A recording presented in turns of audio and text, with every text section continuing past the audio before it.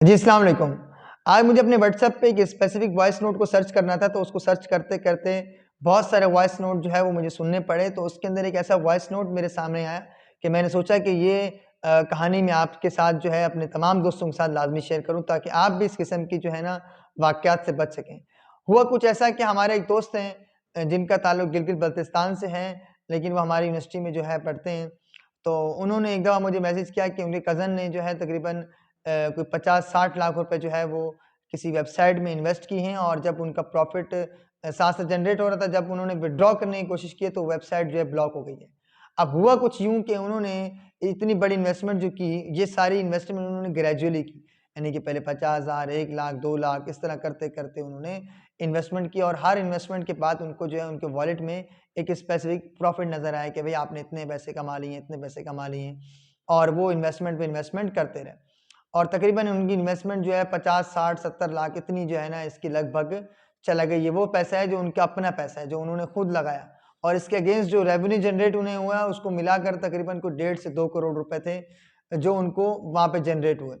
अब जब पैसे निकलवाने की बारी आई, क्योंकि जब आप इन्वेस्टमेंट कर रहे होते हो तो कंपनी आपको कह रही होती है कि भाई हाँ ठीक है, आपने अच्छा किया, बहुत आपको न्यूज़लेटर आता है, ईमेल आती है, बेहतरीन भाई आपने इस तरह से इन्वेस्टमेंट किया और आप दोबारा पैसे डालें और आप कितनी और जनरेट हो गया, अगर आप 50,000 डालेंगे तो आपको इतना प्रॉफिट मिलेगा। वो लालच में आके उन्होंने साथ-साथ विथड्रॉ नहीं कराया, बल्कि उसको होल्ड पे रखा पैसा और मज़ीद इन्वेस्टमेंट करते रहे। और जब उनका जो है 1.5 से 2 करोड़ रुपए प्रॉफिट बन गया, अब उन्होंने सोचा कि यार इसको निकलवाना चाहिए। जब वो निकलवाने के लिए जाते हैं तो विथड्रॉ नहीं होता। विथड्रॉ आगे प्रोसीड नहीं होता, और वो आप इमेजिन कर सकते हैं किसी के जो है वो 1.5-2 करोड़ रुपए जो है एक मिडिल क्लास बंदे के या अपर मिडिल क्लास बंदे के भी अगर इस तरीके से जाएँ तो कितना जो है वो मतलब सदमा होता है।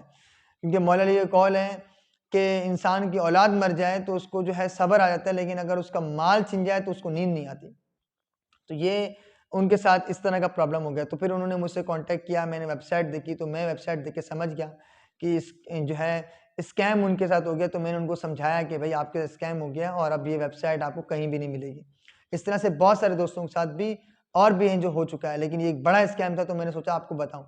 अब हमारा मसला ये है कि हमारे लोगों के सामने जो भी चीज़ आती है, वो उसके अंदर घुस जाते हैं। एक लहर आई भाई, एमएलएम का दौर आया, सब लोग एमएलएम के अंदर चला गया। फिर बिटकॉइन का आया, फिर सब लोगों ने बिटकॉइन की बात शुरू कर दी, हम ये करेंगे, हम वो करेंगे। लेकिन ये कि हम लोग अब जिस तरह अमेज़न आजकल चल रहा है, हर शख्स जो है चाहता है मैं अमेज़न पे काम करूँ, अमेज़न अमेज़न लगाया हुआ है, लेकिन पता ही नहीं कि अमेज़न है क्या? अमेज़न किस तरीके से वर्क करता है? प्रॉपर नॉलेज नहीं लेंगे, फिर किसी ऐसे इंस्टीट्यूट में चले जाएँगे, किसी ऐसे बंदे के हत्थे चढ़ जाएँगे, बगैर रिसर्च किए अपने आप जब काम करेंगे, तो आपको नाकामी का सामना करना पड़ेगा, और आप फिर ब्लेम करेंगे दूसरे को, उस इदारे को, उस लोगों को, सिस्टम को ब्लेम करेंगे कि यार उन्होंने किया। अपनी ज़िम्मेदारी आप नहीं समझेंगे कि यार मैं अगर किसी भी चीज़ में इन्वेस्टमेंट कर रहा हूँ, चाहे वो आपका टाइम है, चाहे पैसा है, टाइम इज़ मनी, तो वो एक ही बात है। तो आप खुद अपनी रिसर्च पहले करनी है कि यार मैं जो काम कर रहा हूँ ये ऑथेंटिक काम है, नहीं है, मैं राइट पर्सन के सामने हूँ, राइट जगह पर हूँ, नहीं हूँ, तो ये आपकी अपनी ज़िम्मेदारी है कि आप इसको रिसर्च करें।